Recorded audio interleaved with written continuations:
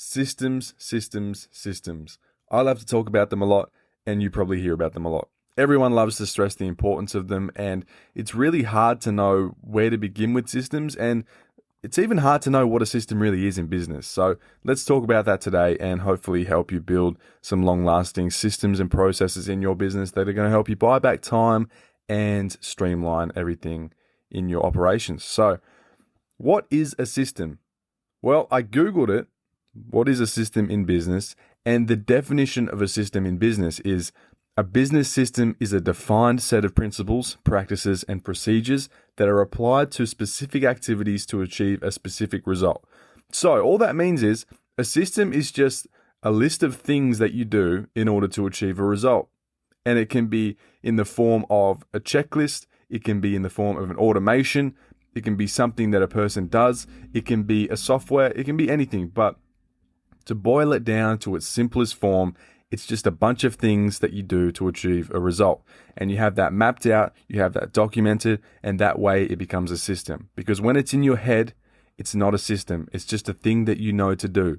And if you were to die tomorrow, then it dies with you. So that's something I've always been very conscious of. And we're going to talk a bit more about that at the end of this episode and why it's been so important and how it's kind of justified itself recently when I had a really serious car accident and I was taken out of the business for a while. So yeah, systems are very important. You need to get stuff out of your head onto paper or onto a screen, and you need to buy back your own time so that you can spend more time doing higher value things and less time doing the things that aren't bringing you the best ROI. So now that we know what a system is and we've deconstructed the complexity of it, because the word system sounds complicated, but in actual fact, it's not. So we know what a system is.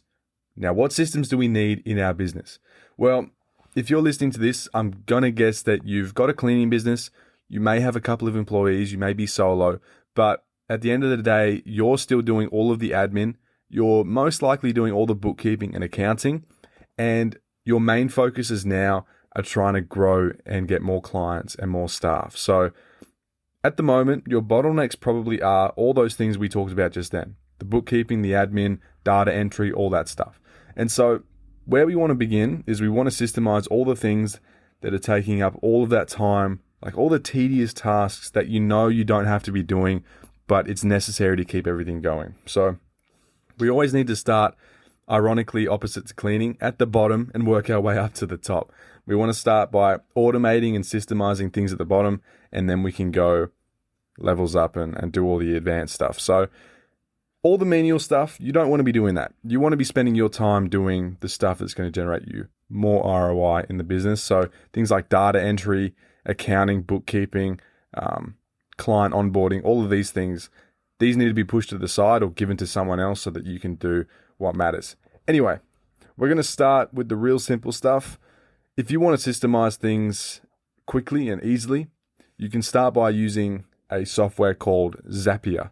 You've probably heard about it before. Some people call it Zapier. I'm pretty sure it's Zapier. But all Zapier is, it's kind of like an automation bridge between one thing and another thing. So we use Zapier a lot in our business, and it saves us probably a couple hours a day, honestly. So Zapier works. It's so simple, but it saves us so much time. And the way it works is, for example, if someone books in with us and we enter their details into the the booking system, Zapier will then automatically put their details in our accounting system.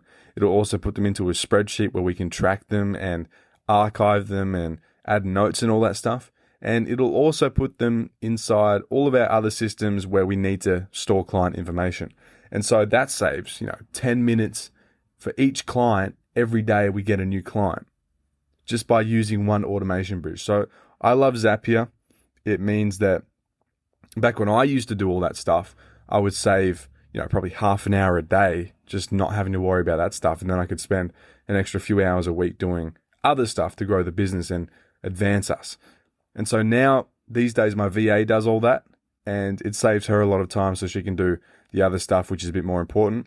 And so one up from that, that's an example of using software for systemization. Zapier is really good for software systemization. Now, a step up from that is creating processes and creating frameworks. And now this is where things start to get a bit complicated, and you need to put your creative cap on, because this all comes down to you. There isn't a software that can, oh, you probably heard that. That's something dinging. That's a sign I need to put my phone on Do Not Disturb. Anyway, yeah, so a software automation is done for you. It tells you exactly what it's going to do. You know what you want it to do, and it will do it for you. With processes, you have to do these yourself, and you have to create them for yourself. And so an example of this would be if you, now that there's an ambulance going past my room. I love living in an apartment. Anyway, if you want to create a process for something, you need to create a framework first. And then to create a framework, you need to have an idea of what the framework needs to look like. And so you need to think about all these different things. And the easiest way to create systems for processes is just to think about the framework first. So let's think of an example. It can be getting clients. So what's a system for getting clients from A to Z? Well, first we need to start with the framework. So step one is advertising. We need to advertise to get leads to then see our business and then eventually turn them into a client. So that's step one of the Get Client framework. So we put number one, advertise. Number two, conversion. Number two is where we take those leads that we got from advertising and we put them through a process that's going to induct them into our business, tell them all about us, and then turn that lead into a paying customer. And then step three of that framework would be nurturing, or it would just be onboarding. Step three would be onboarding. And that's where we get the client who's now agreed to sign up and we put them in our system and now they're officially on board. And then number four is nurturing. So we have a 4-step framework that we've just created from nothing for getting clients. Advertise, convert, onboard, and nurture. That's our Get Clients framework. And then we expand on that. So in the advertise portion of the framework, we then create steps on how we advertise. And even if you want to go a bit further, we can subcategorize everything in this subcategory of the framework. So the Get Clients framework, step one, advertise, subcategory of advertise, websites we advertise on. So we have a framework for Facebook, we have a framework for Gumtree, we can have a framework for door-to-door if we want to go door knocking, we can have a framework for cold calling. And then we just start to add on to that. So it gets the wheels in our head turning and we just keep expanding and expanding. And before we know it, we have a rough draft of what our first step of the framework looks like. Then we can go on to step two, which is conversion. So once we've advertised and we've shown people what we do, what happens when they click on our ad? Do we take them to a website? Do we get on a phone call with them? Do they submit a lead form? And how does that all look? So you go and map that out, and then that gives you a better idea of where you're headed, and you've got a little bit more clarity already because it's all in your head.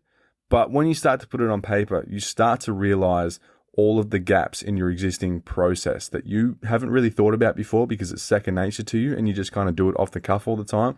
But I tell you, once you start to put it on the screen or on the paper, it starts to all make sense. And so you just keep working your way down the framework, and then the best thing to do at this point is just leave it. So put the pen down or step away from the computer and just walk away and come back to it the next day or a few days after. And you'll find that you have so much more clarity than before when you come back to expand on it, and things will start to appear out of the cracks and you'll start to realize like, oh, I can actually add this here, or I don't think I actually need this here. I'm going to take this out. And it's the wheels in your head just keep spinning and spinning. And before you know it, you've already mapped out the entire framework. And then you can start to go in depth and add all the steps and the processes to make that framework whole. And so I'll actually bring our system for getting clients up now. I should have done this beforehand, but I never plan anything on my podcast. So bear with me and I will bring up our system. We use a software called Trainual. This is where we house all of our systems and processes and documentation. And so we have obviously a framework for getting clients. We've got a framework for getting staff. And then within those frameworks, we've got processes. And as I said, our Get Clients framework is also going to have frameworks on how to use Facebook, frameworks for how to create a Facebook ad. It's just frameworks inside of frameworks inside of frameworks. So I'll bring that up now. So we have our lead management framework here. Yeah, so we've got, this would technically be for the conversion part of the framework, as I was talking about before. So we've got the quoting leads section. So there's a framework on how to quote a lead. We have email scripts. So there's an email script if it's an online quote. It has the PDF attachment for our house cleaning service guide, which is another system we'll talk about. It has the subject line, the body text. It has an out of service range email script. It has an SMS script. It has a quote accepted script for what happens if the customer accepts the quote, and then we have to go and onboard them. And it also has a framework for how to create Facebook ads that are congruent with our business and the way we advertise. And so it's just got every possible thing, every possible scenario. It's all there on the screen so that myself or my VA or my manager can take it, use it, and it's like it's coming from me, because it did come from me. I created this, and it's built around our system and our values and our vision and all of the softwares and like our website and everything. So it's all congruent. We don't have to rely on someone's intuition or their own innate ability to do this stuff. It's already there on the screen, so they just have to follow it as if it's a proven system, because it is. It's like here we've got this whole process on how to create the Facebook ads, as I said. So it shows them how to create the image on Canva, what vectors to use, what elements to use, what images to use. It tells them the best headlines to use. It has the best offers to put in. It has a guarantee section, so it advertises on guarantee, and it talks about why that guarantee is so important. And then we have a process for how to educate the client once they're on board. And then we have the house cleaning service guide, which is another system. So you think about this, every time you go and quote for a client, what are you doing when you're face to face with them? You're telling them about your service. You're telling them about what to expect. Maybe you're telling them about policies. You might be telling them about what you do in the house. You might be talking about keys and cancellations and lockout fees and what to do if they have dogs in the house and all of that stuff. That takes a lot of time. We now just send through a service guide in a PDF, and it's like a big book that they get to read through, and it tells them all about our business. It educates them on the service and what to expect. And that way we're not spending all of that time just talking about it with the customer and wasting our own time, which is, I mean, it's good to do that. And it's also good to reinforce that by sending a document through afterwards. But when you do the kind of volume that we do, it's hard to keep up with that. So it's good to have those systems in addition to, just person-to-person relations and building rapport. But obviously when you get to a certain point, it's hard to do that. So even while you're still small, it's good to do the interpersonal stuff, but it's also good to reinforce it with a document like this, because once you've walked out that door and you've done that quote, the prospect has forgotten 90% of what you just told them. So you always need to get things in the email that you send out to them, because there is a record of it being said there if they ever try to say anything in future. Because how many times have we gotten a client, we told them everything on the day, and then they turn around the next week and they're like, oh, you didn't do my skirting boards. You didn't even clean the faucet on my tap. And it's like, well, you didn't actually book this service, and we talked about this, and we said that these things would be extra, but you didn't want to pay for that, so that's why we're here. And they're like, no, that's not true, blah, blah, blah. And so it just creates a massive problem. So it's always good to get things onto the screen and have a record of everything, and those systems help with that. So that's an example of a framework. Frameworks are really important. Frameworks are what fuel people to do good work as well, which is going to be the next thing we talk about. So frameworks are scary. You never really know where to begin, but my process, I guess you can say my framework for creating frameworks is that I start with the skeleton. I just outline the main categories of that framework. Like if I'm doing a hiring staff framework, first things first, we need to find where to get applicants. So step one is get applicants. Step two would be putting the ad out, what goes into the ad, what what goes into creating the perfect hiring ad, what things we talk about, what things we highlight, what sort of staff we're looking for, blah, blah, blah.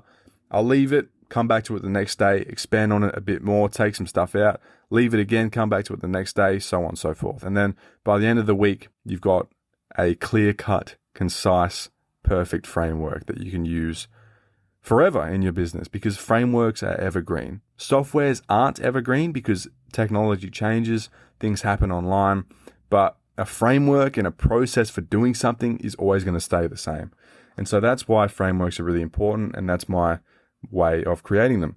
Anyway, next sort of system is people. People act as systems in your business. They act as an aggregate for a system.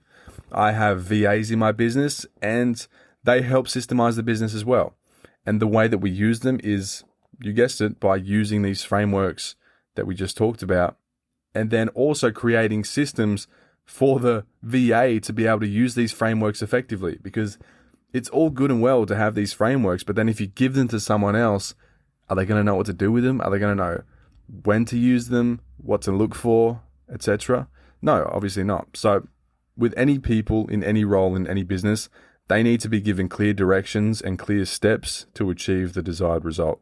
And so with the VAs, we give them a calendar, we give them a daily and weekly task list that they need to execute on. And so they always know what they need to do. And then there's steps on how they can access the documentation inside of our onboarding thing and our Trainual platform.